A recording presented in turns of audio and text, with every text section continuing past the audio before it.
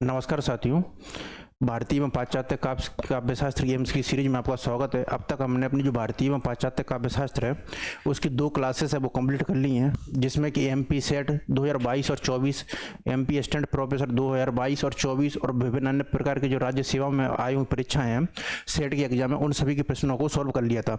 यहाँ से हम फिर से जो PYQ हैं जो कि नेट में और सेट में आए हैं उनकी क्लासेस है उसको आगे बढ़ाते हैं और अपना जो सेशन उसको स्टार्ट करते हैं। आज के सेशन का हमारा पहला प्रश्न है, विखंडन की जो अवधारणा का जो संबंध है वो किस बात से है। तो हमारा जो आज का सेशन है उसका पहला प्रश्न है कि जो विखंडन की जो अवधारणा है उसका जो संबंध है वो किस बात से। ऑप्शन है आधुनिकतावाद, संरचनावाद, नई समीक्षा और उत्तर आधुनिकतावाद। इन चारों की चारों जो ऑप्शन हैं, मुझे पूर्णतः विश्वास है कि आप जो चारों की चारों जो ऑप्शन है उनसे भली भांति आप परिचित होंगे कि विखंडन की जो अवधारणा का जो संबंध है वो किस प्रकार के या किस बात से है मौजूद है। ऑप्शन है हमारे पास आधुनिकतावाद, संरचनावाद, नई समीक्षा और उत्तर आधुनिकता। तो जो विखंडनवाद की जो अवधारणा का जो संबंध है वो जाहिर सी बात है वो किससे है, वो है उत्तर आधुनिकता। और वो जो उत्तर आधुनिकता है वो सभी प्रकार के जो विचारधाराओं का है उसकी जो अंत की बात है वो उत्तर आधुनिकता है उसमें बोला जाता है, और इसका जो प्रवर्तन है वो जॉर्ज देरिडा है वो माने जाते हैं। तो इस तरीके से विखंडनवाद का संबंध किस प्रकार से है, तो वो है उत्तर आधुनिकता से। अगला प्रश्न है, निम्नलिखित आचार्यों के बीच सही कालक्रम का है वो निर्दिष्ट करना चाहिए। तो जो संस्कृत के जो आचार्य हुए हैं और उनका जो सही कालक्रम है वो क्या है। ये जो संस्कृत के आचार्य हुए हैं उनका भारतीय काव्यशास्त्र में जो कालक्रम के अनुसार मिलाने के लिए वो प्रश्न है वो आपको वो अधिकतर मात्रा में देखने को मिलेगा। तो इनका ऑप्शन है भामह, दंडी, आनंदवर्धन और क्षेमेंद्र। आनंदवर्धन, अभिनवगुप्त, विश्वनाथ और जगन्नाथ, भट्टनायक, विश्वनाथ, कुंतक और जगन्नाथ, और भरत, बामहा, कुंतक और जगन्नाथ। तो आप लोग बताइए कि इनका जो क्रम है वो किस प्रकार से हो। अगर ये पूरी तरीके से जो है वो फैक्चुअल डाटा है। तो ऑप्शन है बामहा, दंडी, आनंदवर्धन और क्षेमेंद्र। तो जाहिर सी बात है कि सबसे पहले इसमें कौन आएंगे, भरत मुनि। तत्पश्चात है बामहा, भरत मुनि है वो किसके वो प्रवर्तक हैं, तो वो है रस सूत्र के, रस संप्रदाय के। भामा है, भामा का जो संबंध है वो किससे है। फिर तत्पश्चात है कुंतक, कुंतक का जो संबंध है वो है वक्रोक्ति से, और जगन्नाथ का जो संबंध है वो है रस संप्रदाय से।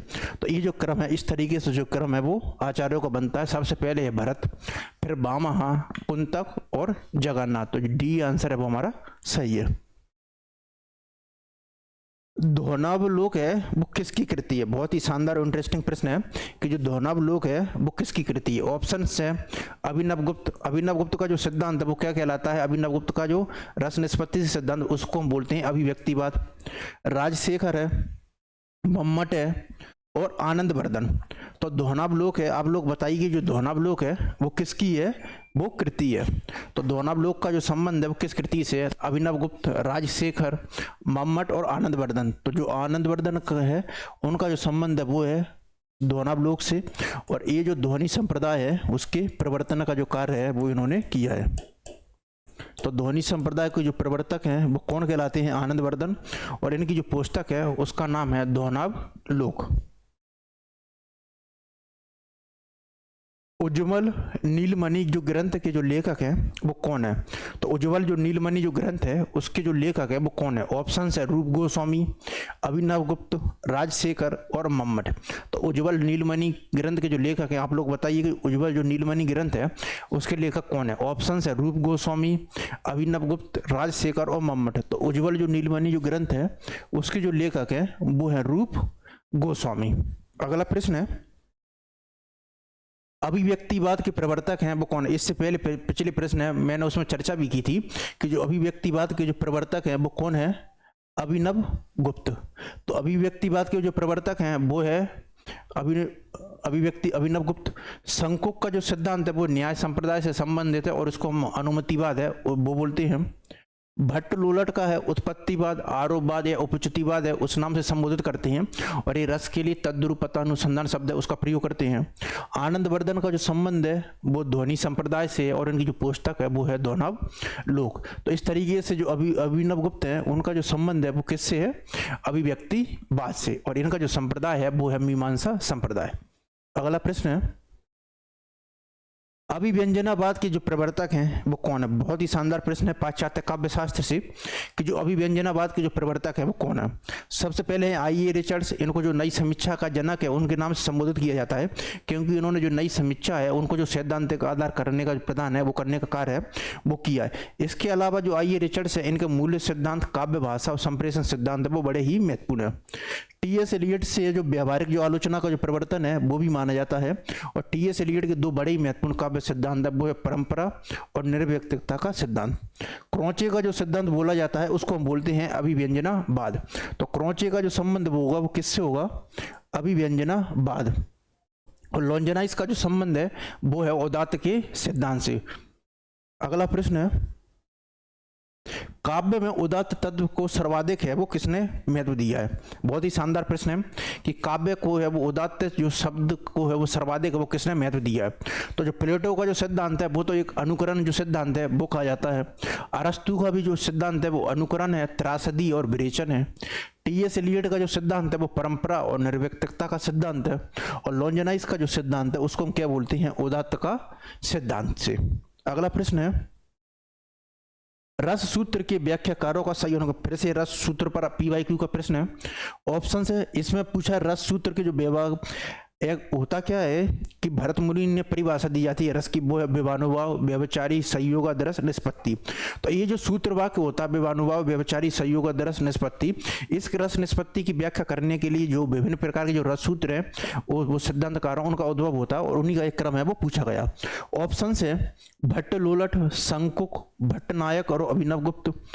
तो सबसे पहले तो इसमें कौन आएगा? जाहिर सी बात है कि जो भट्टलोलट हैं वो सबसे पहले आते हैं। और इनका जो संबंध है भट्टलोलट है उनका जो संबंध है वो उत्पत्तिवाद, आरोपवाद या उपचुतिवाद से है। और इनको है वो तद्रूपतानुसंधान शब्द का प्रयोग है वो करते हैं। तत्पश्चात है शंकुक। शंकुक का जो संबंध है वो न्याय से है और इनका जो सिद्धांत है वो अनुमतिवाद है वो कहलाता है। भट्टनायक का है वो भुक्तिवाद कहलाता है। ये सर्वप्रथम है जो रस के जो साधारणीकरण है उसकी व्याख्या है वो करते हैं। तत्पश्चात है अभिनवगुप्त का है अभिव्यक्तिवाद। तो जाहिर सी बात है कि जो ये ऑप्शन है वो हमारा सही है। अगला प्रश्न है, ये पाश्चात्य काव्य शास्त्र की जो चिंतक हुए हैं उनका जो कालक्रम के अनुसार है वो हमको देखना है कि जो पाश्चात्य जो काव्य शास्त्र के जो चिंतक हुए हैं उनका जो कालक्रम है वो क्या है। ऑप्शन है हमारे पास कोलरिज और अरस्तु। तो ये ऑप्शन तो बिल्कुल गलत ही होगा, अरस्तु पहले आएंगे। तत्पश्चात है अरस्तु, कोलरिज, जेनक्रम और I A Richards. I A Richards और कोलरिज, तो ये तो ऑप्शन गलत ही होगा। कोलरिज अरस्तु पहले आएंगे। अरस्तु है, कोलरिज है, आई ए रिचर्ड्स है और जॉन क्रोसम है। तो अरस्तु, कोलरिज है, फिर जॉन क्रोसम है और आई ए रिचर्ड्स है। तो जो बी आंसर है वो हमारा सही होगा। रस सूत्र के जो व्याख्याकारों हैं उनका जो रस सिद्धांत है वो कौन कौन सा दिया है तो उसका हमको है वो मिलान है वो करना है। तो आप लोग बताइए, अब तक तो आपको क्लियर हो ही गया होगा कौन सा जो रस सिद्धांत है वो किस व्यक्ति ने वो है दिया है। तो सबसे पहले भट्टलोलट। भट्टलोलट का जो सिद्धांत है वो है उपचुतिवाद, आरोपवाद और इसी को हम क्या तद्रूपतानुसंधान शब्द का जो प्रयोग है वो करते हैं। तो उत्पत्तिवाद है क्योंकि वो रस सूत्र की जो निष्पत्ति है वो उत्पत्ति से मानते हैं। फिर है शंकुक का न्याय और इसको हम बोलते हैं अनुमतिवाद। ये बोलते हैं शंकुक का बड़ा ही महत्वपूर्ण कथन है कि जो रस है वो बाह्य लौकिक जीवन से संबंध नहीं है, वो अलौकिक है, वो अलौकिक महत्वता है वो प्रदान करते हैं शंकुक। भट्टनायक का है भुक्तिवाद और अंत में आते हैं अभिनवगुप्त और अभिनवगुप्त का है अभिव्यक्तिवाद। अगला प्रश्न है, ये पाश्चात्य चिंतक हुए हैं और उन्होंने कौन सा जो सिद्धांत का जो प्रतिपादन किया है उसका हमको मिलान करना है। एक तरफ है जेया पोल शास्त्र, जैक दरिदा, टी एस एलियट और क्रोचे। तत्पश्चात है अभिव्यंजनावाद, अस्तित्ववाद, विखंडनवाद, निर्व्यक्तिकता और मार्क्सवाद। तो जाहिर सी बात है कि सार्थ का जो संबंध है वो किससे है? सार्थ का जो संबंध है वो है अस्तित्ववाद से। फिर जैक दरिदा, इनका जो संबंध है वो है विखंडनवाद से। टी एस एलियट परंपरा और निर्व्यक्तिकता के सिद्धांत के लिए प्रसिद्ध है तो इनका संबंध है निर्व्यक्तिकता से। और क्रोचे का जो संबंध है वो किससे है? अभिव्यंजनावाद से। और मार्क्सवाद का जो संबंध है वो किससे है? कार्ल मार्क्स से। अगला प्रश्न है, विखंडनवाद के प्रवर्तक हैं वो कौन है? फिर से प्रश्न आ गया कि जो विखंडनवाद के जो प्रवर्तक हैं वो कौन है। तो जाहिर सी बात है कि जो विखंडनवाद के जो प्रवर्तक हैं वो कौन है? जैक दरिदा। इसके अलावा जो फुकुयामा है ये उत्तर आधुनिकता से संबंध है, और ग्रामस्की है वो नव मार्क्सवादी जो विचारकों जो चिंतक हैं उसमें है वो ग्रामस्की हैं वो शामिल है। काव्य में निर्व्यक्तिकता के सिद्धांत की स्थापना अब कौन ने की है, किसने की है? तो जाहिर सी बात है जो काव्य में जो परंपरा हो, जो निर्व्यक्तिकता का जो सिद्धांत है वो किसके द्वारा दिया गया है? टी.एस. एलियट के द्वारा। तो टी.एस. एलियट का है परंपरा और निर्व्यक्तिकता का सिद्धांत। कोलरिज का जो सिद्धांत है उसको हम बोलते हैं कल्पना का सिद्धांत। तो कोलरिज का जो सिद्धांत है वो कौन सा है? कल्पना का सिद्धांत। और कोलरिज ने विलियम वर्ड्सवर्थ के साथ मिलकर प्रेफेस टू लिखकर बैलेंस लिखी थी, जिसे स्वच्छंदतावाद का जो घोषणा पत्र है वो बोला जाता है। बाद में हालांकि जो कोलरिज है जो विलियम वर्ड्सवर्थ के जो काव्य सिद्धांत है उनकी आलोचना भी करते हैं। आई.ए. रिचर्ड्स ये नई समीक्षा से दौर से जुड़े हुए हैं, और इनका है संप्रेषण, मूल्य सिद्धांत और काव्य भाषा का सिद्धांत।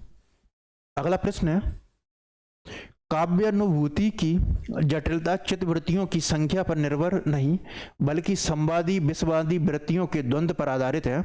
यह कथन है किसका? बहुत ही शानदार और इंटरेस्टिंग कथन है कि काव्यानुभूति की जो जटिलता है, ये स्टेटमेंट है, काव्यानुभूति की जटिलता है वो चित्तवृत्तियों की संख्या पर निर्भर नहीं बल्कि संवादी विषवादी वृत्तियों के द्वंद्व पर आधारित है। और ये जो कथन है वो किसका है?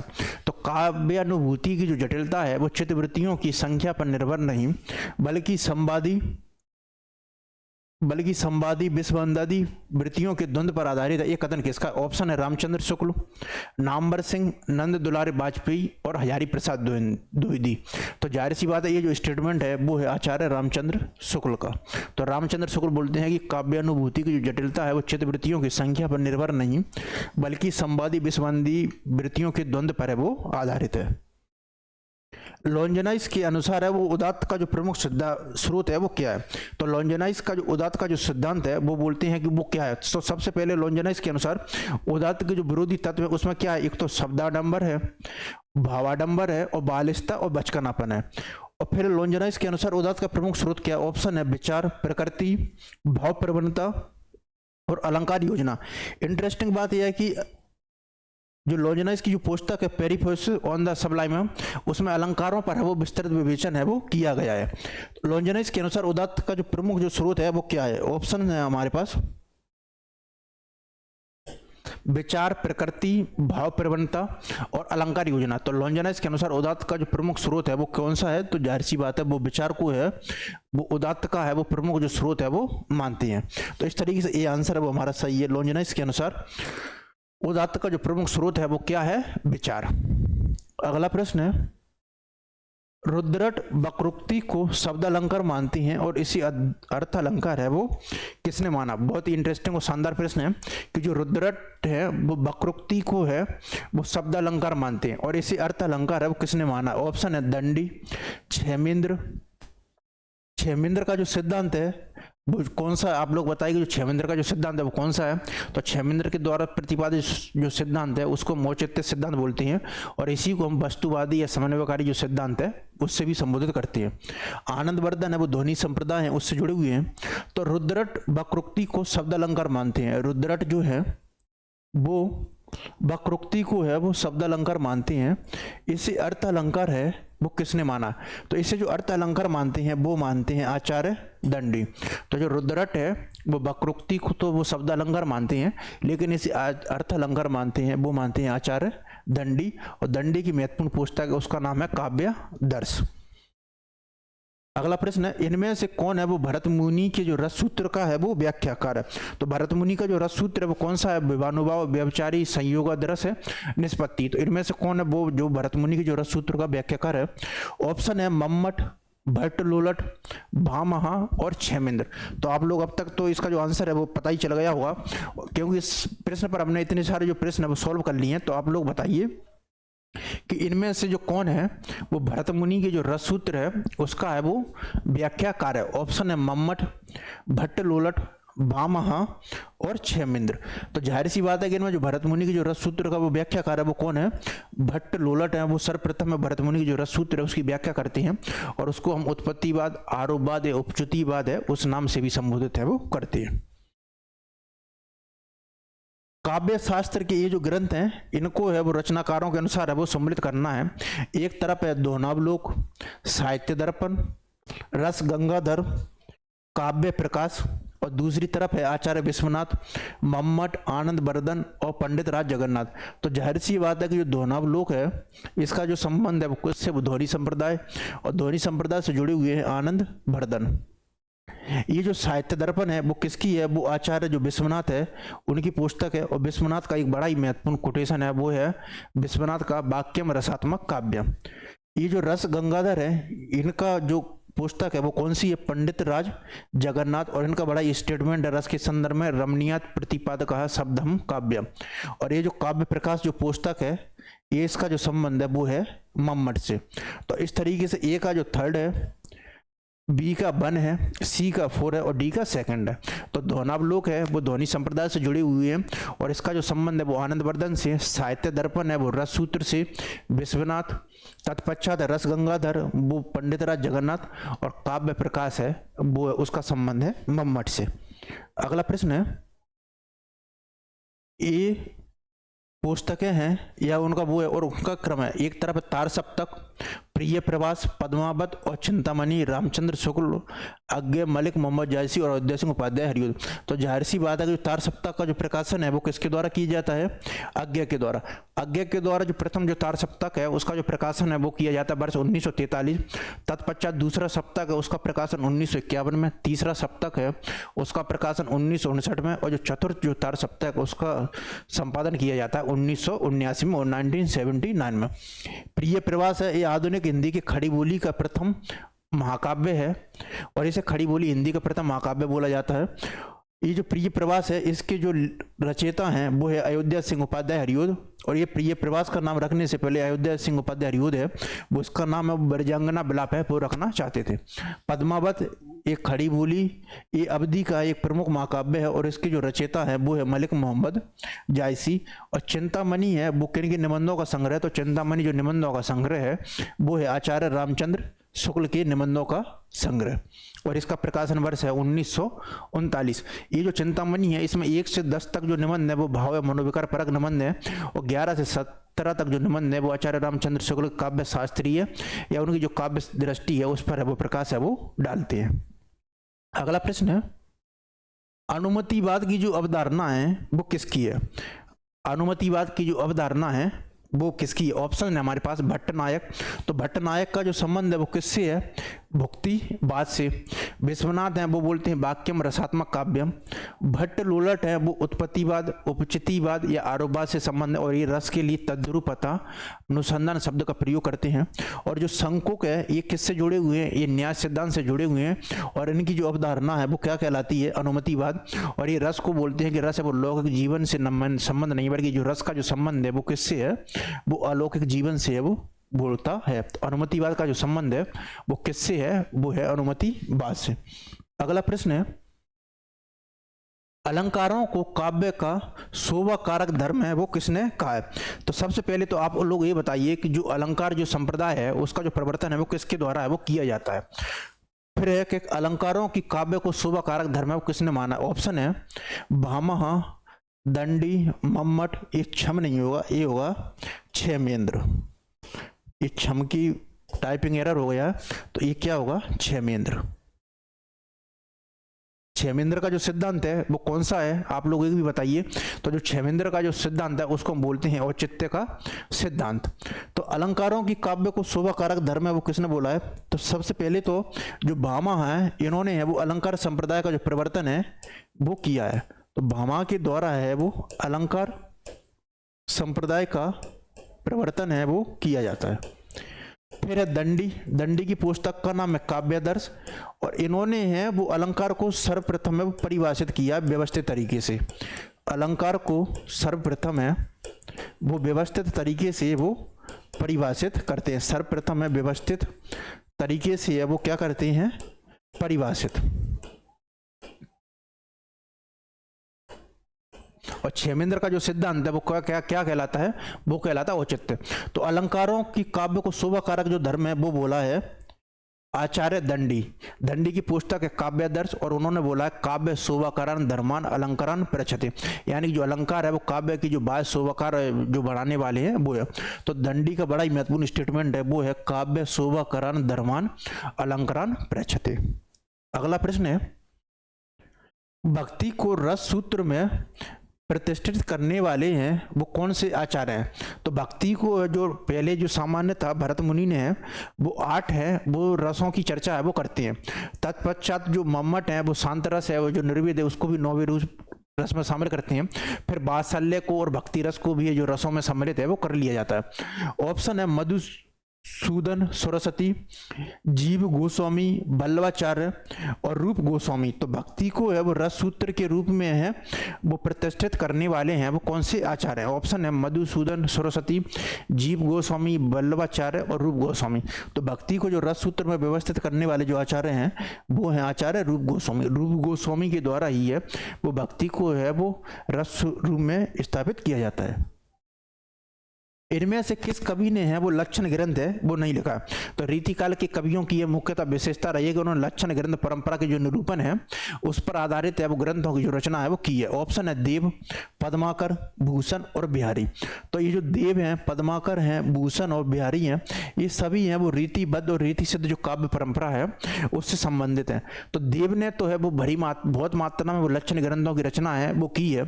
पद्माकर हैं उनके द्वारा भी लक्षण ग्रंथों की जो रचना है वो की जाती है। भूषण है इनके द्वारा भी लक्षण ग्रंथों की रचना वो की जाती है। एकमात्र बिहारी हैं, और ये जो बिहारी हैं वो किससे जुड़े हुए हैं, ये जो रीति सिद्ध काव्य परंपरा है उससे जुड़े हुए हैं। और बिहारी ने केवल एक ही रचना लिखी है जिसको हम बिहारी सतसई बोलते हैं, जिसमें 700 दोहे हैं वो मौजूद हैं। तो इस तरीके से जो मिश्र बंधु हैं इनके जो दोहों की जो संख्या है वो 700 मानते हैं, और सामान्यतः इनकी दोहों की संख्या वो 713 और 719 मानी जाती है। तो इनमें से किस कवि ने लक्षण ग्रंथ नहीं लिखा है। तो बिहारी एक ऐसे कवि हैं जिन्होंने जो रीतिकाल है उसमें जो लक्षण ग्रंथ है वो नहीं लिखा है। उन्होंने डायरेक्ट जो काव्य की जो रचना है वो की है दोहों के रूप में। अगला प्रश्न है भुक्तिवाद की जो अवधारणा है वो किससे। तो फिर से ये रस संप्रदाय और रस सिद्धांत से संबंधित प्रश्न है कि जो भुक्तिवाद की जो अवधारणा है वो किसकी है। ऑप्शन है हमारे पास मम्मट, भट्टनायक, भट्टलोलट और आनंद वर्धन। तो भट्टनायक का है उनका जो संबंध है वो किससे है। तो भट्टनायक का जो संबंध है वो है भुक्तिवाद से। भट्टलोलट का जो संबंध है वो उत्पत्तिवाद और उपचितिवाद से है, और आनंद वर्धन का जो संबंध है वो किससे है, ध्वनि संप्रदाय से। इस तरीके से जो भुक्तिवाद की जो अवधारणा है उसका जो संबंध है वो किससे है, भुक्तिवाद से, भट्टनायक के। निम्नलिखित वर्गों में काल के अनुसार है वो आचार्य का जो क्रम है वो कौन सा है वो सही है। तो निम्नलिखित वर्गों में काल क्रम के अनुसार है जो आचार्यों का जो क्रम है वो कौन सा है। मम्मट, दंडी, भामहा, आनंदवर्धन। तो जाहिर सी बात है कि इसमें पहले भामहा आएंगे फिर दंडी, तो ये ऑप्शन तो गलत ही है। दंडी, आनंदवर्धन, मम्मट, भामहा। भामहा, दंडी, आनंदवर्धन और मम्मट। आनंदवर्धन, भामहा, मम्मट और दंडी। तो जाहिर सी बात है कि इसमें सबसे पहले कौन आएंगे, भामहा, तत्पश्चात दंडी, फिर आनंदवर्धन और मम्मट। यही जो रस जो सिद्धांतों का जो संस्कृत है उनका क्रम है। तो भामहा, दंडी, आनंदवर्धन और मम्मट। तो जो सी आंसर है वो हमारा सही है। फिर ये पुस्तक है और इनके जो रचनाकार है और लेखक है वो कौन है। एक है साहित्य का इतिहास दर्पण, नई कविता और अस्तित्ववाद, हिंदी साहित्य और संवेदना का विकास और कविता के नए प्रतिमान, रामस्वरूप चतुर्वेदी, नामवर सिंह, विजयदेव नारायण शाही और गजानन माधव मुक्तिबोध। तो जाहिर सी बात है कि जो साहित्य का जो इतिहास दर्शन है, फिर है नई कविता और अस्तित्ववाद। तो जो कविता की जो नए प्रतिमान जो पुस्तक है, तो कविता की जो नई प्रतिमान पुस्तक है ये तो नामवर सिंह की बड़ी महत्वपूर्ण पुस्तक है। और ये जो कविता की जो नई प्रतिमान पुस्तक है नामवर सिंह की, इसमें जो कविता के जो नए प्रतिमानों हैं उनके जो केंद्र में है कौन है, वो है मुक्तिबोध। फिर है हिंदी साहित्य और संवेदना का विकास। ये हिंदी साहित्य इतिहास से संबंधित महत्वपूर्ण पुस्तक है और इसके जो लेखक हैं वो है रामस्वरूप चतुर्वेदी। तत्पश्चात है अगर आप देखें तो इन डी का है, कविता के डी का है सेकंड। फिर है साहित्य का जो इतिहास दर्पण है वो है गजानन माधव मुक्तिबोध के द्वारा है। और नई कविता और अस्तित्ववाद है, इनका जो संबंध है वो किससे होगा, तो नई कविता और इतिहास का जो संबंध होगा तो इस तरीके से साहित्य का जो इतिहास दर्शन ए का है 4, नई कविता और अस्तित्ववाद विजय देव नारायण साई। और डॉक्टर जो देवराज हैं इनकी एक बड़ी महत्वपूर्ण पुस्तक है, डॉक्टर देवराज की जो पुस्तक है उसका नाम है छायावाद का पतन। ये पुस्तक है, कई बार एग्जाम में आ भी चुकी है कि जो छायावाद का जो पतन पुस्तक है वो किसकी है, तो छायावाद का जो पतन पुस्तक है वो है डॉक्टर देवराज की। तो साहित्य का जो इतिहास दर्शन है, इस जो पुस्तक है इसके जो लेखक है वो है गजानन माधव मुक्तिबोध। और ये जो गजानन माधव मुक्तिबोध हैं अज्ञा द्वारा 1943 में जब तार सप्ताह का प्रकाशन किया जाता है उसमें ये भी शामिल थे। नई कविता और अस्तित्ववाद ये जो संबंध है वो है विजय देव नारायण साई। और विजय देव नारायण साई ने एक बड़ी महत्वपूर्ण आलोचनात्मक पुस्तक लिखी है वो है जायसी, जिसमें वो जायसी को पहली बार है वो बोलते हैं कि जायसी है वो मूलतः कवि हैं ना कि सूफी, और वो पद्मावत है उसकी अवधारणा है वो एक ट्रेजेडी के रूप में संदर्भित करते हैं। हिंदी साहित्य और संवेदना का विकास, यह हिंदी साहित्य इतिहास की पुस्तक है और इसके जो लेखक है वो है रामस्वरूप चतुर्वेदी, और कविता के नए प्रतिमान है वो है नामवर सिंह, और डॉक्टर देवराज हैं छायावाद का पतन। अगला प्रश्न है, ये वो काव्य लक्षण दिए गए हैं और उनकी जो सूची है उसको मिलान करना है। तो इसमें जो काव्य लक्षण अगर हम देखेंगे तो शब्दार्थो सहितो काव्यम, तो शब्दार्थो सहितो काव्यम, फिर है ननु शब्दार्थो काव्यम, शब्दार्थो सहितो वक्र कवि व्यापार सालनी, तो ये तो किसका है, शब्दार्थो सहितो वक्र कवि व्यापार सालनी, तो ये तो कुंतक का है। और कुंतक का जो सिद्धांत है वो कौन सा है, वक्रोक्ति। वाक्यम रसात्मक काव्यम, ये जो है वो है विश्व नाथ का है। तो इस तरीके से अगर हम देखेंगे तो सी का है वो सेकंड है, तो शब्दार्थो साहित्य वक्र कवि सी का है सेकंड। तत्पश्चात है डी का है 5, सी का है सेकंड, और जो डी है इनका है वाक्यम रसात्मक काव्यम, डी का है वो है 5। फिर है शब्दार्थो साहित्यो काव्यम, तो ए का रहेगा थर्ड वामहा, शब्दार्थो साहित्यो काव्यम है उस रूप में करते हैं वामहा। और ननु शब्दार्थो जो काव्यम है ये किसका है, तो ननु जो शब्दार्थो जो काव्यम है वो है दंडी का। तो इस तरीके से है जो सही आंसर होगा वो होगा हमारा डी। अगला प्रश्न है, रमणीयार्थ प्रतिपादक शब्दम काव्यम, बहुत ही शानदार स्टेटमेंट है और आया हुआ है। तो विश्वनाथ का है वाक्यम रसात्मक काव्यम, और पंडित राज जो जगन्नाथ हैं वो बोलते हैं रमणीयार्थ प्रतिपादक शब्दम काव्यम। तो जो रमणीयार्थ प्रतिपादक शब्दम काव्यम ये जो स्टेटमेंट है वो बड़ा ही महत्वपूर्ण स्टेटमेंट है पंडित राज जगन्नाथ का। एक तरफ तो कवि हैं और दूसरी तरफ उनकी जो प्रवृत्ति है और बाद है। बिहारी, महादेवी वर्मा, निराला और अज्ञे, प्रयोगवाद, रीति सिद्ध काव्य, प्रगतिवाद, छायावाद और स्वच्छंदतावाद। तो जाहिर सी बात है कि जो बिहारी है इनका संबंध वो रीति काल की जो रीति सिद्ध काव्य धारा है उससे संबंध है। महादेवी वर्मा वो छायावाद में शामिल है। निराला है, फिर है अज्ञे का जो संबंध है वो प्रयोगवाद से है। तत्पश्चात बचते हैं दो, निराला वो प्रगतिवाद और स्वच्छंदतावाद। तो अब इसमें अगर स्टेटमेंट अगर हम देखें तो निराला है उन्होंने प्रगतिवादी कविताएं भी लिखी हैं और उन्होंने स्वच्छंदतावाद भी, लेकिन निराला का जो संबंध है वो किससे होगा, वो होगा स्वच्छंदतावाद से। अगला प्रश्न है, एक तरफ तो संप्रदाय हैं और उन जो संप्रदायों का जो प्रवर्तन है वो किस जो मुनि है उनके द्वारा वो किया गया। ऑप्शन है अलंकार संप्रदाय, रीति संप्रदाय, ध्वनि संप्रदाय और रस संप्रदाय। फिर बावन, अभिनव गुप्त, भरत मुनि, वामहा और आनंद वर्धन। तो जाहिर सी बात है कि जो अलंकार संप्रदाय है इसका जो प्रवर्तन है वो किया जाता है। अलंकार संप्रदाय का प्रवर्तन है वो किसके द्वारा किया जाता है, तो अलंकार संप्रदाय का प्रवर्तन है वो किया जाता है वामहा के द्वारा। रीति संप्रदाय का जो संबंध है, रीति संप्रदाय का जो संबंध है वो किससे है, वो है वामन से। ध्वनि संप्रदाय का जो संबंध है वो है आनंद वर्धन से। और रस संप्रदाय है इनका जो संबंध है वो किससे है, वो है भरत मुनि से। और अभिनव गुप्त के द्वारा जो रस निष्पत्ति की जो व्याख्या की जाती है तो इसका जो संबंध होता है वो किससे होता है, अभिनव गुप्त का अभिव्यक्तिवाद से। तो इस तरीके से अलंकार जो संप्रदाय है, अलंकार संप्रदाय है वो वामहा से है, रीति संप्रदाय है वो वामन से, ध्वनि संप्रदाय है वो आनंद वर्धन से, रस संप्रदाय है वो भरत मुनि से, और जो अंत में बचते हैं आनंद वर्धन। और आनंद वर्धन का जो रस निष्पत्ति से संबंध सिद्धांत है उसको हम बोलते हैं अभिव्यक्तिवाद। इनमें से कौन है जो रस सूत्र का है वो व्याख्याता है वो नहीं है। बहुत ही शानदार प्रश्न है कि जो भरत मुनि के द्वारा जो विभानुभाव व्यभिचारी संयोग दर्श निष्पत्ति की जो रस सूत्र का वो कथन दिया जाता है, इनमें से कौन वो व्याख्याता नहीं है। तो जाहिर सी बात है इसमें संकोक तो शामिल है, और संकोक का जो रस निष्पत्ति से संबंधित सिद्धांत है वो न्यायशास्त्र से संबंधित है और इसको हम अनुमतिवाद बोलते हैं। भट्ट लोलट है वो उत्पत्तिवाद से संबंधित है, और अभिनव गुप्त का जो संबंध है वो अभिव्यक्तिवाद से है। तो इस तरीके से तीनों के तीनों तो वो किससे हैं, वो रस सूत्र है वो उससे है वो जुड़े हुए हैं। लेकिन ये जो वामन है इनका जो संबंध है वो रस सूत्र से ना होकर एक किससे जुड़े हुए हैं, तो वामन है ये रस सूत्र से ना जुड़े होकर एक किससे जुड़े हुए हैं, ये जुड़े हुए हैं रीति संप्रदाय से। बाकी तीनों के तीनों जो संकोक है, भट्ट लोलट है और अभिनव गुप्त हैं, ये रस संप्रदाय से जुड़े हुए। वामन का जो संबंध है वो है रीति संप्रदाय से। अगला प्रश्न है हमारा, the principle of literary criticism है वो किसका ग्रंथ है।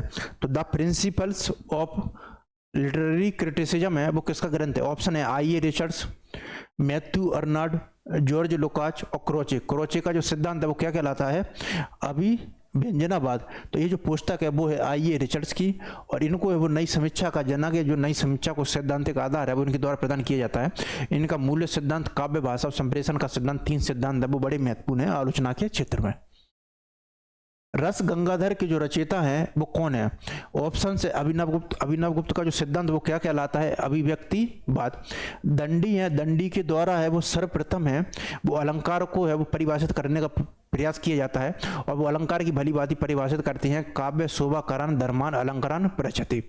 फिर पंडित राज जगन्नाथ का कोटेशन वो है रमणीयार्थ प्रतिपादक शब्द काव्यम, और आचार्य विश्वनाथ हैं वो बोलते हैं वाक्यम रसात्मक काव्य। तो ये जो आचार्य रस गंगाधर जो पुस्तक है इसके जो रचयिता है वो कौन है, तो वो है पंडित राज जगन्नाथ रस गंगाधर। तो रस गंगाधर जो लिखी है वो है पंडित राज जगन्नाथ ने, और इनका बड़ा ही महत्वपूर्ण स्टेटमेंट है वो है रमणीयात प्रतिपादक शब्द काव्य। भरत मुनि के अनुसार है वो काव्य में है वो कुल कितने गुण वो होते हैं। तो आप लोग बताइए कि भरत मुनि के अनुसार है वो काव्य में है वो कुल कितने गुण होते हैं। सबसे पहले तो जो रस संप्रदाय के जो प्रणेता हैं वो कौन है, तो रस संप्रदाय के जो प्रणेता हैं वो हैं हमारे भरत मुनि।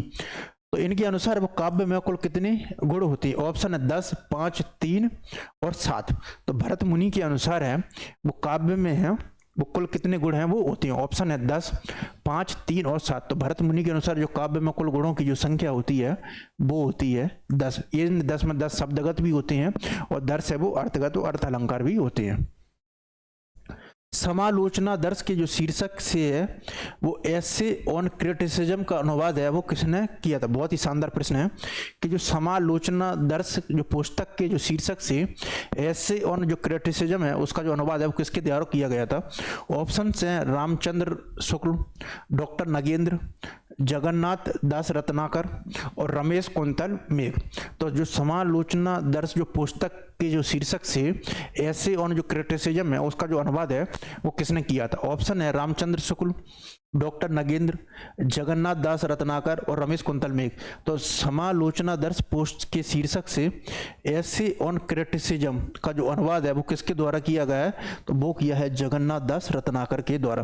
तो जगन्नाथ दास रत्नाकर के द्वारा ही वो समालोचना दर्श के शीर्षक से ऐसे ऑन क्रिटिसिज्म का अनुवाद है वो किया जाता है। भारतीय काव्य शास्त्र के जो प्रमुख काव्य शास्त्री हैं उनका जो सही क्रम है वो क्या है, आनंद वर्धन और भरत मुनि। तो ये तो बिल्कुल गलत ही हो जाएगा। तो पहले कौन आएंगे, भरत मुनि, तो ये तो गलत ही हो गया। फिर भरत मुनि, आनंद वर्धन, विश्वनाथ और जगन्नाथ, ठीक है। भरत मुनि तो पहले ही आएंगे सबसे पहले, इन्होंने बाद में कर दिया, तो ये तो गलती है। भरत मुनि यहाँ पर भी पहले आएंगे तो ये भी गलत है। तो सबसे पहले कौन आएंगे, भरत मुनि, और भरत मुनि के द्वारा वो रस संप्रदाय के प्रणेता हैं। तत्पश्चात है आनंद वर्धन, इनकी जो पुस्तक है वो है दोनाब दर्श दोनावलोक, और इनके द्वारा वो ध्वनि संप्रदाय है उनका प्रवर्तन है वो किया जाता है। विश्वनाथ है, ये वाक्यम रसात्मक काव्य, ये रस संप्रदाय से जुड़े हुए हैं। और जगन्नाथ भी इनकी पुस्तक है, इनका नाम है रस गंगाधर, और ये रमणीयात प्रतिपादक शब्दम काव्यम है, वो रस के माध्यम से प्रतिपादित करते हैं। तो इस तरीके से जो बी स्टेटमेंट और जो बी जो क्रम है वो हमारा सही होगा। अगला प्रश्न है, आलोचना का जो विषय है वो कवि नहीं कविता है, ये जो कथन है वो किसका है। ऑप्शन है Dryden, T S Eliot, Croce और लॉन्जाइस। तो आलोचना का जो विषय है वो कवि नहीं कविता है, ये किसका कथन है? ऑप्शन है ड्राइडन। टीएस एलियट का जो सिद्धांत है वो क्या? परंपरा और निर्व्यक्तता का वाद। क्रोचे का है अभिव्यंजनावाद। और लॉन्जनाइस का जो सिद्धांत है उसको हम बोलते हैं औदात्य का सिद्धांत। तो आलोचना का जो विषय है वो कितना महत्वपूर्ण स्टेटमेंट है कि जो आलोचना का जो विषय है वो कवि नहीं कविता है, किसका कथन है? तो आप लोग बताइए, अब तक अपने भारतीय और पाश्चात्य काव्यशास्त्र के बड़ी महत्वपूर्ण जो प्रश्न सॉल्व कर लिए हैं, तो यहाँ से आपकी जो कॉन्सेप्चुअल अंडरस्टैंडिंग है वो पता चलेगी कि जो काव्यशास्त्र है इनका जो आलोचना का जो विषय है वो कवि नहीं कविता है, वो किसका कथन है। तो ये जो आलोचना का जो विषय है वो कवि नहीं कविता, ये जो स्टेटमेंट है वो है टीएस एलियट का। और टीएस एलियट के द्वारा दो काव्य सिद्धांत वो प्रतिपादित किए जाते हैं, वो है परंपरा का सिद्धांत और निर्व्यक्तता का सिद्धांत। निम्नलिखित जो पाश्चात्य समीक्षक है उनको कालक्रम के अनुसार लगाना है। अरस्तु, प्लेटो, लॉन्जाइनस और कोलरिज। ये तो गलती हो जाएगा, अरस्तु पहले आएंगे और प्लेटो अरस्तु लॉन्जाइनस और कोलरिज, तो ये तो ठीक है। अरस्तु पहले आएंगे लॉन्जाइनस से, तो ये तो गलती है।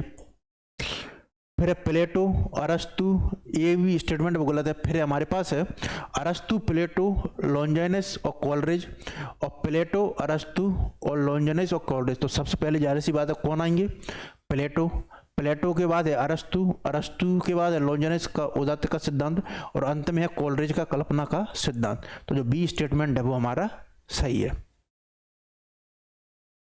ये एक तरफ है कवि है और दूसरी तरफ उनकी जो पुस्तक है वो देखना है। सुमित्रानंदन पंत, जयशंकर प्रसाद, महादेवी वर्मा और रामधारी सी दिनकर, कामायनी, लोकायतन, रश्मि और कुरुक्षेत्र। बहुत ही आसान और सिंपल सा प्रश्न है। तो जाहिर सी बात है सुमित्रानंदन पंत हैं, ये छायावादी कवि हैं। इन्होंने जो पुस्तक लिखी है वो कौन सी है? लोकायतन। जयशंकर प्रसाद पुनः छायावादी कवि, इनकी जो पुस्तक है वो है कामायनी। और कामायनी है वो एक आधुनिक हिंदी का एक महत्वपूर्ण महाकाव्य है। कामायनी की जो रचना है वो 15 सर्ग है उसमें विभाजित होती है, और जिसका जो प्रथम सर्ग है वो है चिंता और अंतिम सर्ग है वो है आनंद। महादेवी वर्मा पुनः छायावादी कवित्री, इनकी जो पुस्तक है वो है रश्मि। रामधारी सी दिनकर एक प्रगतिवादी कवि, इनका जो संबंध है वो है कुरुक्षेत्र से। और अंत में है जो मधुशाला, मधुशाला का जो संबंध है वो है हरिवंश राय बच्चन से। और ये जो हरिवंश राय बच्चन है इनके द्वारा है वो 1933 से लेकर 1936 तक है वो क्या है? इलाहाबाद का जो प्रवर्तन है वो किया जाता है। और हरिवंश राय बच्चन है उन पर है वो उमर खय्यम की जो रवाइयाँ हैं उनका जो प्रभाव है वो भली भांति है वो नजर आता है। अगला प्रश्न है हमारा कि रस सूत्र के जो व्याख्याता हैं वो कौन है? तो आप लोग बताइए कि जो रस सूत्र है विवानुभाव व्यभिचारी संयोगादर्श निष्पत्ति, उसके जो व्याख्याता हैं वो कौन है? ऑप्शन है भरत मुनि, महिम भट्ट, मम्मट और विश्वनाथ, लल्लोट, शंकुक, भट्टनायक, अभिनव गुप्त, विश्वनाथ, पंडित जगन्नाथ, महिम भट्ट, अप्पय दीक्षित। तो भरत मुनि के द्वारा तो रस सूत्र वो दिया ही जाता है, तो ये ऑप्शन तो गलती हो गया है। भट्ट लोलट है, शंकुक है, भट्टनायक है और अभिनव गुप्त। तो जाहिर सी बात है कि रस सूत्र में सबसे पहले कौन है? वो है भट्ट लोलट। इनका है उत्पत्तिवाद या आरोपवाद। फिर है शंकुक, इनका है अनुमतिवाद। फिर है भट्टनायक का भुक्तिवाद, और अंत में आता है अभिनव गुप्त का अभिव्यक्तिवाद। तो ये रस सूत्र के जो 4 प्रमुख जो व्याख्याताकार हैं वो मौजूद हैं। अगला प्रश्न है साधारणीकरण है वो आलम्बनत धर्म का होता है, ये स्टेटमेंट है वो क्या है? तो रस के साधारणीकरण में ये जो स्टेटमेंट है वो किसका है कि साधारणीकरण है वो आलम्बनत धर्म का होता है, ये स्टेटमेंट है वो किसका? ऑप्शन है आचार्य विश्वनाथ। आचार्य विश्वनाथ का स्टेटमेंट वाक्यम रसात्मक काव्यम। अभिनव गुप्त अभिव्यक्तिवाद से जुड़े हैं। आचार्य रामचंद्र शुक्ल ने एक बड़ी महत्वपूर्ण पुस्तक लिखी है वो है रस मीमांसा। और आचार्य विश्वनाथ प्रसाद मिश्र। तो साधारणीकरण है वो आलम्बनत धर्म का होता है, ये किसका कथन है? ऑप्शन है हमारे पास आचार्य विश्वनाथ, आचार्य अभिनव गुप्त, आचार्य रामचंद्र शुक्ल और विश्वनाथ प्रसाद मिश्र। तो ये जो स्टेटमेंट है साधारणीकरण है वो आलम्बनत धर्म का होता है, ये बड़ा ही महत्वपूर्ण स्टेटमेंट है। और ये रस के साधारणीकरण से संबंधित एक नई प्रकार की जो अवधारणा है वो प्रस्तुत करते हैं आचार्य रामचंद्र शुक्ल। तो आचार्य रामचंद्र शुक्ल है वो रस के साधारणीकरण से संबंधित है एक नई अवधारणा प्रस्तुत करते हैं। वो बोलते हैं कि जो साधारणीकरण है वो किसका होता है? वो होता है आलम्बनत धर्म का। अगला प्रश्न है द न्यू क्रिटिसिज्म है वो पुस्तक है, उसके जो लेखक है वो कौन है? तो जो पुस्तक है पाश्चात्य काव्य शास्त्र में द न्यू क्रिटिसिज्म है, इसके जो लेखक है, पुस्तक के जो लेखक है वो कौन है? ऑप्शन है जॉन क्रो रैंसम, जोंक देरिडा। तो जाहिर सी बात है जोंक देरिडा का संबंध किससे? विखंडनवाद से। रोलाम बार्थ और सासियोर। तो द न्यू क्रिटिसिज्म जो पुस्तक है उसके जो लेखक है वो कौन है? आप लोग बताइए। एक तरफ ऑप्शन है जॉन क्रो रैंसम, जोंक देरिडा, रोलाम बर्थ और सोसियो। तो जो पुस्तक है द न्यू क्रिटिसिज्म, इसकी जो पुस्तक के जो लेखक हैं वो हैं जॉन क्रो रेसम। अगला प्रश्न है, एक तरफ आलोचना ग्रंथ है और दूसरी तरफ है आलोचक। आलोचना ग्रंथ कौन कौन से? रस मीमांसा, नाथ संप्रदाय, आस्था और सौंदर्य और हिंदी साहित्य 20वीं शताब्दी, हजारी प्रसाद द्विवेदी जी, नंद दुलारे वाजपेयी, रामचंद्र शुक्ल, रामविलास शर्मा और देवी शंकर अवस्थी। तो एक तरफ है जो रस मीमांसा, तो जाहिर सी बात है इससे पिछले प्रश्न में मैंने आप सबको बताया भी था कि रस मीमांसा वो किसने लिखी? तो रस मीमांसा लिखी है वो है रामचंद्र शुक्ल ने। इसके अलावा वो रामचंद्र शुक्ल की एक खासियत है कि जो भारतीय रसवाद है उसको वो लोक मंगलवाद है उससे समन्वित है वो करते हैं। तत्पश्चात है नाथ संप्रदाय। ये जो नाथ संप्रदाय को है वो कबीर की जो अखंडता से जोड़ने का प्रयास है वो आचार्य हजारी प्रसाद द्विवेदी जी है वो करते हैं। तो नाथ संप्रदाय का संबंध है वो हजारी प्रसाद द्विवेदी जी से। आस्था और सौंदर्य, ये जो पुस्तक है जो प्रगतिवादी आलोचक है, मार्क्सवादी आलोचक हैं रामविलास शर्मा, उनकी पुस्तक है। और हिंदी साहित्य 20वीं शताब्दी, ये स्वच्छंदतावादी जो सोष्टवादी आलोचक हैं नंद दुलारे वाजपेयी हैं, इनकी है वो पुस्तक है वो मौजूद है। इसके अलावा ये जो देवी शंकर अवस्थी, इनकी एक बड़ी महत्वपूर्ण पुस्तक है वो है कहानी, वो है कहानी, नई कहानी से संबंधित। तो रस मीमांसा है, तो रस मीमांसा वो है आचार्य रामचंद्र शुक्ल की। तत्पश्चात है नाथ संप्रदाय हजारी प्रसाद द्विवेदी जी। आस्था और सौंदर्य है प्रगतिवादी मार्क्सवादी आलोचक रामविलास शर्मा। और हिंदी साहित्य 20वीं सदी है वो है नंद दुलारे वाजपेयी। काल के अनुसार अब निम्नलिखित आचार्यों का सही अनुक्रम है अभिनव गुप्त, भामहा, दंडी और आनंदवर्धन। तो ये तो स्टेटमेंट है, बिल्कुल गलत ही होगा क्रम। भामहा पहले आएंगे तो ये भी गलत है। भामा यहाँ पर भी पहले आएंगे तो सबसे पहले कौन आएगा? सबसे पहले आएंगे भामहा, तत्पश्चात है दंडी, फिर है आनंदवर्धन और अंत में है अभिनव गुप्त। तो ये जो कालक्रम है बिल्कुल सही है, भामहा, दंडी, आनंदवर्धन और अभिनव गुप्त। अगला प्रश्न है, ये हिंदी साहित्य इतिहास से संबंधित ग्रंथ हैं और उनके लेखककार हैं।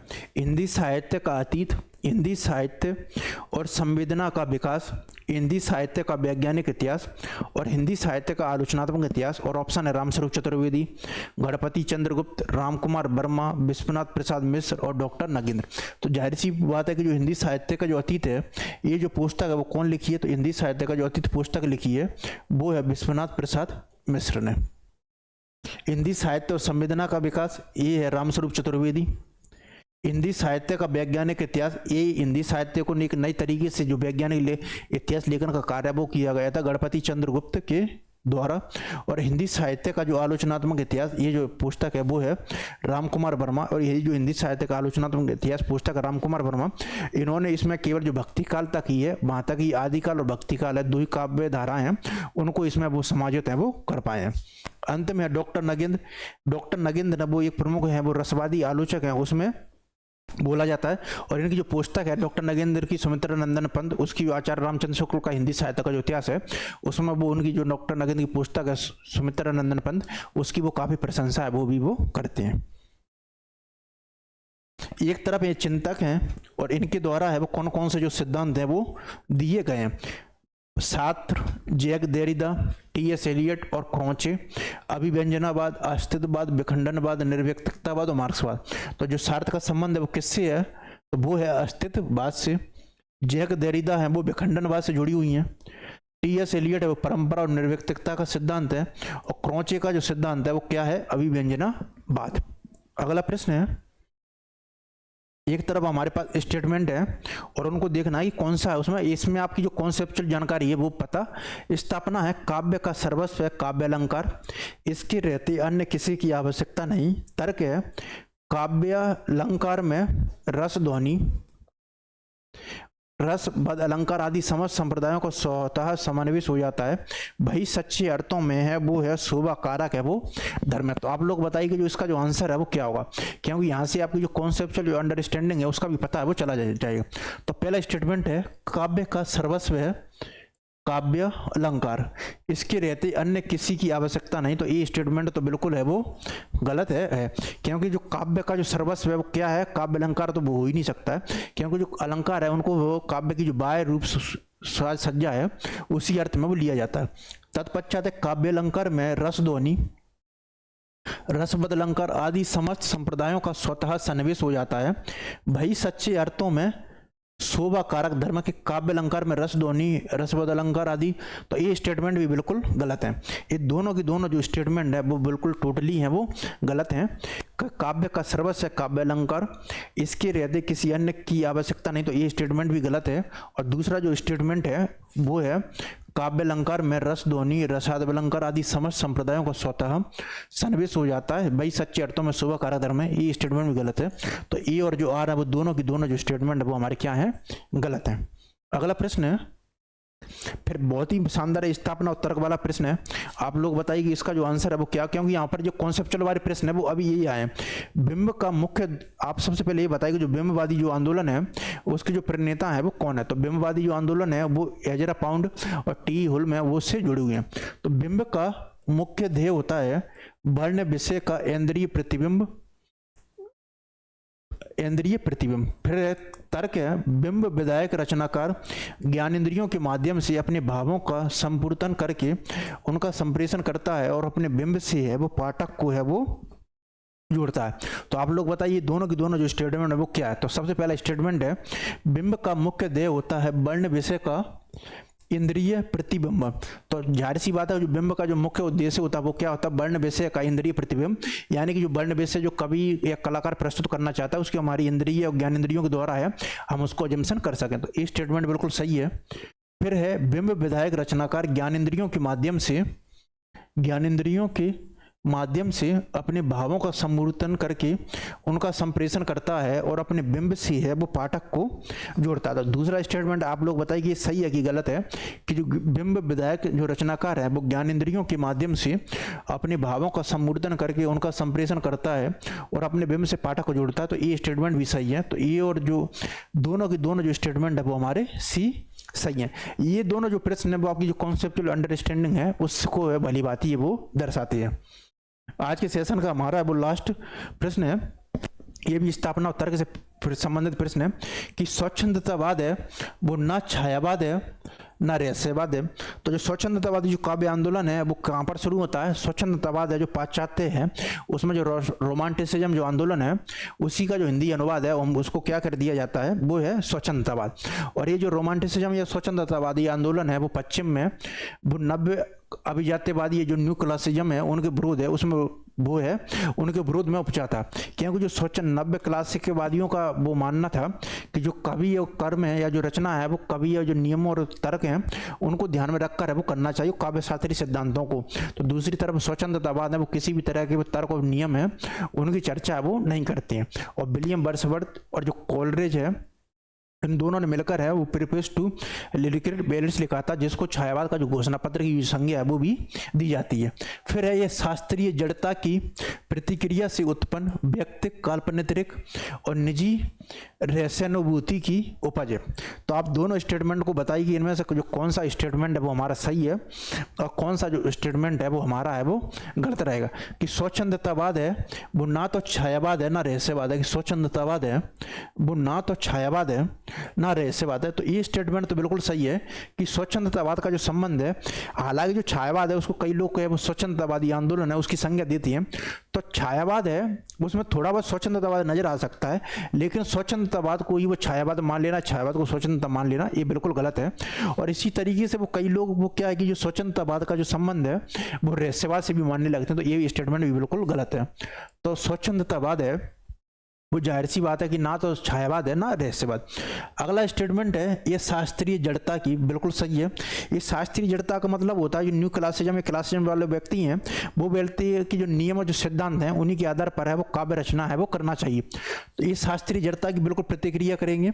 उत्पन्न व्यक्ति कल्पना अतिरेक और निजी रहस्य अनुभूति की उपज है। तो जाहिर सी बात है कि जो शास्त्रीय जो सिद्धांत है वो व्यक्ति की जो अनुभूति और जो व्यक्तिगत है उसको बिल्कुल भी महत्व नहीं देता। लेकिन दूसरी तरफ जो रोमांटिसिज्म में स्वच्छंदतावादी हैं वो व्यक्ति की जो कल्पना अतिरेक है और जो निजी रहस्य अनुभूति की अनुभूति है या जो व्यक्ति की जो भावातिरेक है उसको भली बात ही महत्व देते हैं। और विलियम वर्ड्सवर्थ तो बोलते भी हैं कि कविता है वो तीव्र भावों का वो है सहज उच्चलन है। जाहिर सी बात है जब वो तीव्र भावों का सहज उच्चलन बोल रहे हैं तो उसमें कोई भी जो नियम और सिद्धांतों की जो चर्चा है वो भली बात है वो कहीं पर भी वो नहीं आएगी। तो ये जो स्टेटमेंट है वो सही है। तो पहला जो स्टेटमेंट है कि स्वच्छंदतावाद है वो ना छायावाद है ना रहस्यवाद है, तो ये स्टेटमेंट तो बिल्कुल सही है। और बाकी हमारा ये दूसरा जो स्टेटमेंट है कि ये शास्त्रीय जड़ता की प्रतिक्रिया से उत्पन्न व्यक्तिक कल्पना अतिरेक और निजी रहस्यानुभूति की उपज है, ये स्टेटमेंट है वो बिल्कुल सही है। तो इस तरीके से इसमें ए गलत है और आर है वो सही है। तो जो डी आंसर है वो हमारा है वो इसमें है वो सही है। तो ये सही है और जो डी आंसर है वो इसमें है वो सही है। स्वच्छंदतावाद है वो ना तो छायावाद ना रहस्यवाद, सॉरी ये तो ये आंसर भी हमारा क्या है वो सही होगा, क्योंकि वो बोलते हैं कि स्वच्छंदतावाद है वो ना तो छायावाद है ना रहस्यवाद है। तो मैं यहाँ पर गलत लिख गया। तो जो स्वच्छंदतावाद है वो जाहिर सी बात है ना तो छायावाद है ना रहस्यवाद है, क्योंकि स्वच्छंदतावाद को हम छायावाद से जोड़ सकते हैं ना रहस्यवाद को। और ये जो स्टेटमेंट यार ये तो स्टेटमेंट है वो बिल्कुल सही है। और ये भी है कि स्वच्छंदतावाद है ना छायावाद है ना रहस्यवाद, तो ये और आर हैं वो दोनों के दोनों जो स्टेटमेंट है वो हमारे हैं वो क्या है सही है।